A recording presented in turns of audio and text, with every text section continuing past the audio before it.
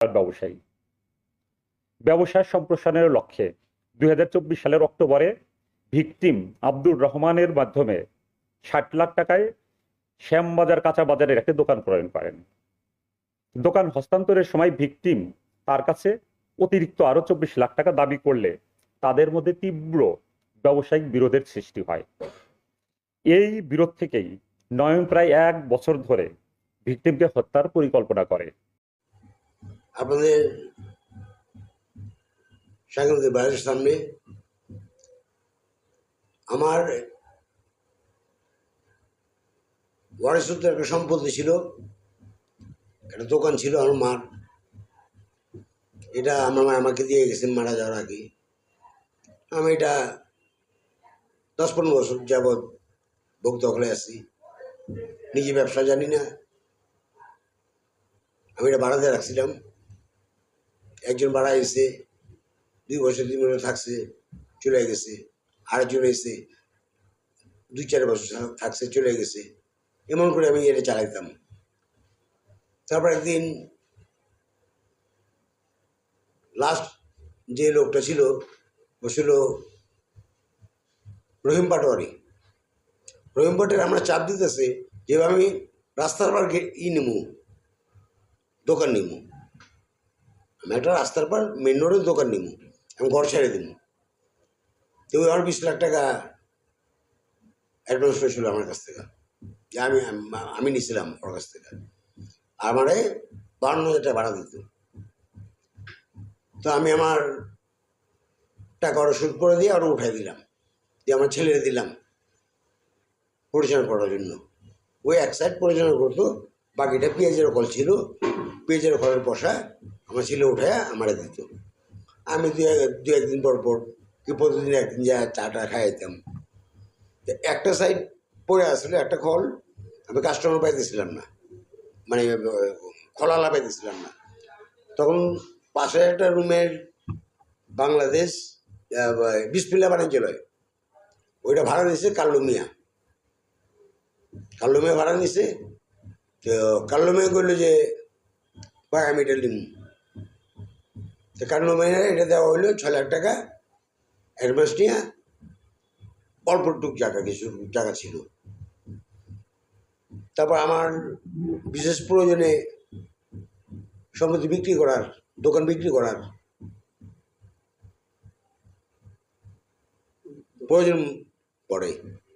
তখন আমার সাথে হঠাৎ একদিন গিয়ে ওই ট্যাকিংয়ের মধ্যে পড়তো। ট্যাকিংয়ে পাবেন না ইনশাল্লাহ।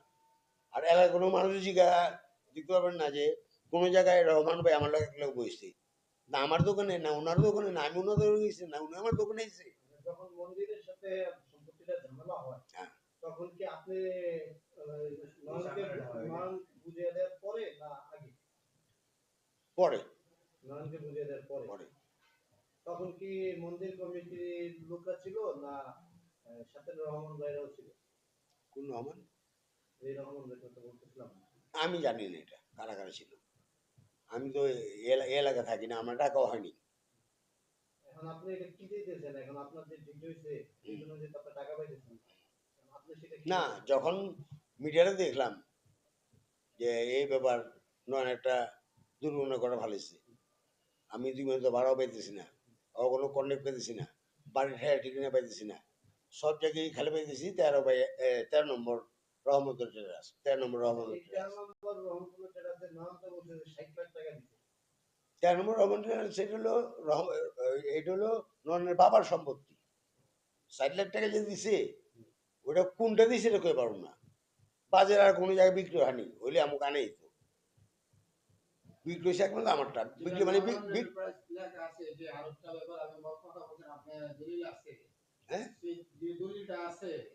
বানানামা আমার ননের ছোট ভাইয়ের সমুদ্রে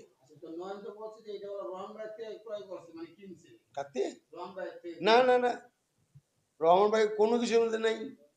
রহমান ভাই কোনোদিন কোনো বসা হয় নাই। আমরা যেটা বলছি যে ও ইয়ার থেকে বলছি যে 60 লক্ষ টাকাটা রমজান থেকে এটা কিনছে, রমজান আর 25 রহমান ভাইয়ের কাছে কিনছে। হ্যাঁ নো নো নো, আমার কোনো রহমান ভাই কেন বেচবো? আচ্ছা সেটা তো আপনারই নাকি? হ্যাঁ, আচ্ছা সেটা আপনার। কে কে কোন কোন বছর ছিল প্রত্যেকটা ডিট আমার কাছে আছে, আজকে 15 বছর যাবত। আচ্ছা 60 লাখ টাকা ঠিক নাই, দিকটা হলো 20 লাখ টাকা না? 60 লাখ টাকা যেটা আমি মিডিয়াতে শুনছি, হ্যাঁ সেটা হলো আলাদা। 60 লাখ টাকা একটা দোকান নিছে, কে? নয়ন। হুম। এটা ফলস। আর বাড়তি নয়নের বিআই মানে ছোট ভাইয়ের সম্বন্ধী 1,10,00,000 দিয়ে আমার কাছে নিছে। 1 কোটি 10 লাখ টাকা দিয়ে নিচে 20 লাখ টাকা নিচে মানে বায়না করছে, হ্যাঁ। 20 লাখ টাকা বায়না মধ্যে দিছে, বাকি টাকা দিলে রেস্ট হইব। এখন আপনি কি চাইতেছেন? এটা কি আপনি ফেরত চাইতেছেন না আপনি আপনার দখলদারিত্ব ফেরত নিতে চাইতেছেন না সে তারা দিয়ে দিবেন? কাটা বুঝলো, ওদের মধ্যে আমি নাই। আমার এলাকায় আমার বড় বাইরে মারছে, আমি এটা আমি এর মধ্যে নাই। মানে ওরা পাক চাক, ওরা ওরা তো এমনিতেই ফোড়া রয়ে গেছে, 3 মাসের মধ্যে রেস্ট নেই, টাকা ম্যানেজ করা পারেনি। ভাই আইতেছে, এই ভাইয়ের সামনে দাঁড়িয়ে গেবো, এই ভাই এই বিপদে পড়ছে, এই ভাইয়ের টাকা ম্যানেজ হয়েছে, এই বিয়ে একটু প্রবলেম করেছে, করতে করতে 1 বছর ভাড়া করছে আমার। 1 বছরের মধ্যে আমার ভাড়া চালা গেছে 50,000 50,000 50,000 শেষে যায় ভাই 50 আমার হয় না, তা আমার সাইড দিতে হইব, আমার চলে না, মাস হাজার ঠেকে যাই গা। এটা কি আপনি বলছেন? আমার পরিবার বলছে ভাড়া আমি থাকতাম না বাসায়, আমার পরিবারে দিয়ে গেলাম, পরিবার ফোন করতে ভাবে আইতেছি, এটা ট্র্যাক করলে আপনারা পাবেন। আর যে দোকানটা নন আপনি বিট করে দেওয়ার কথা বা আপনাদের নেওয়ার কথা, এই দোকানটার হোল্ডিং নাম্বার কত? 13 নম্বর 13 নম্বর। এই শ্যামবাজার হোল্ডিংটার নাম কি? 13 নম্বর। 13 নম্বর ফরাজুন রোড, ঠিক আছে। শ্যামবাজার। ঠিক আছে আচ্ছা। আর তো কিছু আপনার বলার নাই। না, আর আমার দোকানটার নাম ছিল সনাতন ভান্ডার। দোকানের নাম ছিল সনাতন ভান্ডার, সনাতন ভান্ডার। জি সনাতন মান্দার। জি। সনাতন ভান্ডারের পর থেকে এখন নয়ন নেয়ার পর থেকে নয়নের কাছে নন বেস্ট লেখা হয়েছে। এই দলিলটা কার নাম লেখা? এই যে আপনাদের যে দোকানের যে দলিল মালিকানাধীন, এটা কার নামে দলিলটা? মানে আমি যেটা দাবি করতেছি আমার, ওই তো লেটার কথা বলতে চাই, জি জি জি। ওটা আমার নামে। আপনার নাম, হ্যাঁ, আপনার আমি নাম ওয়ারিশ হলো- সূত্রে পাইছি, আপনার নাম হলো কি? রিয়াজউদ্দিন। রিয়াজউদ্দিন না? আপনার বাড়ি হলো মূল কোথায়? আমার কলদা বাজারের, কথা বলে। জি। আর থাকে হলো শ্যামবাজার মলাবাগ চক্ষু হাসপাতালের দক্ষিণ পাশে একটা মোহাম্মদ আসলেন এ বাড়িতে, এটা আমার স্থায়ী ঠিকানা। আপনার নাম হলো কি? মোহাম্মদ রিয়াজউদ্দিন। মোহাম্মদ আচ্ছা রিয়াজউদ্দিন। আপনার কাছে অরিজিনাল দলিলটা আছে যে দোকানটা আপনি বর্তমানে দাবি করতেছেন? যে দোকানটা আপনি দাবি করেন নয়নের সাথে ইয়ে যে ডিল করছিলেন অরিজিনটা আছে, এটা কোথায়? আছে আমার কাছে, একটু দেখেন আমাদের এখানে দেখা পারবো না, এটা নিয়ে আসেনি। না এখন কি নয়ন যেটা আপনি মনে রাখতে যেতেছি ইয়া শুনে আপনার আমি উঠবো, না দেন। ছবি টবি সব আসতে দেখেন। এটা অরিজিনাল দলিল না? জি, এটা হচ্ছে আপনার নামে না? বাইনা না, বাইনা নামা দলিলটা, বায়না নামে দলিল। এটা হলো ইনের সাথে রিয়াজুল, জি জি 20 লক্ষ টাকা দেওয়া হয়েছিল, বাকি ছিল 90 লক্ষ টাকা জি না? জি।